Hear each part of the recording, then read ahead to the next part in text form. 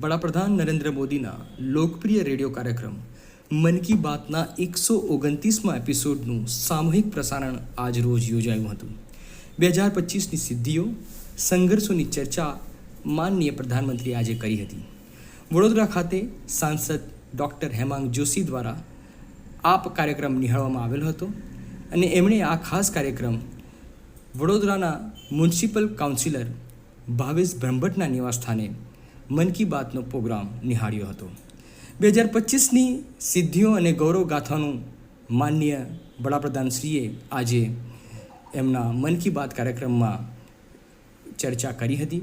PM Modi દ્વારા 2025માં ભારત દ્વારા પ્રાપ્ત કરવામાં આવેલી મહત્ત્વપૂર્ણ સફળતાઓ પર પ્રકાશ પાડવામાં આવ્યો, જેમ કે ઓપરેશન સિંદૂર, દેશની રાષ્ટ્રીય સુરક્ષા શક્તિ, વિજ્ઞાન અને ટેકનોલોજીના ક્ષેત્રમાં આવેલ પ્રગતિઓ, સાથે સાથે સામાજિક અને સાંસ્કૃતિક વિષયો પર પણ માનનીય વડાપ્રધાન શ્રી નરેન્દ્ર મોદીએ બહોળી રીતે વાત કરી હતી, જેમાં તેમણે સંસ્કૃતિ, રમતો, યુવાનોની ભૂમિકા અને ગર્વભરવી મોમેન્ટ્સ વિશે વાત કરી હતી. વિજ્ઞાન અને કેળવણીની બાબતોમાં માનનીય પ્રધાનમંત્રીએ વિજ્ઞાન અને અવકાશ ક્ષેત્રે ભારતીયો દ્વારા જે સિદ્ધિઓ હાંસલ કરવામાં આવેલી છે તેના વિશે પણ પ્રકાશ પાડેલ હતી. યુવાનો માટે ખાસ સંદેશ આપતા માનનીય વડાપ્રધાનશ્રીએ એ બાબતની ચર્ચા કરી કે યુવાનોને નવા સંકલ્પો, નવી ઉર્જા અને નવી વિચાર ઝંખા સાથે આગળ વધવા માટે પ્રોત્સાહિત કરવા જોઈએ. અને આ આપણા 2025ના વર્ષનું છેલ્લું મન કી બાતનો એપિસોડ હતો, જેમાં ભારત અને ભારતીયોના ઉજ્જવળ ભવિષ્ય માટે નવી શક્યતાઓ અને આશાઓ વિશે ભાર મૂકવામાં આવેલ હતો.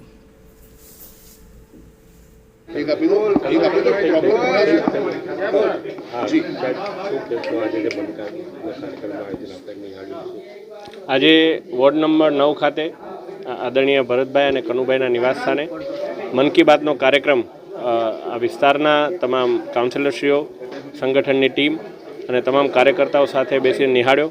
આદરણીય વડાપ્રધાન શ્રી નરેન્દ્રભાઈ મોદી સાહેબની જે પ્રેરણા આજે અમને મળી કે જે એમણે કાશી તમિલ સંગમમની વાત હોય કે પછી ફિટ ઇન્ડિયા આ વિન્ટર સેશનની અંદર કેટલી મહત્ત્વપૂર્ણ છે એની વાત હોય કે સાથે સાથે ડૉક્ટરોની સલાહ વગર લેતી એન્ટીબાયોટિક્સથી શું આપણને આડઅસર થાય એનો ICMRનું એમણે જે ઉદાહરણ ટાંક્યું હોય, આ તમામ બાબતોની પ્રેરણા મેળવી અને સાથે સાથે આપણા માટે ગર્વની વાત છે કે એમણે કચ્છના રણોત્સવની પણ વાત કરી અને સમગ્ર દેશની અંદર ગુજરાતનો પણ એક સારો એવો પ્રચાર કર્યો.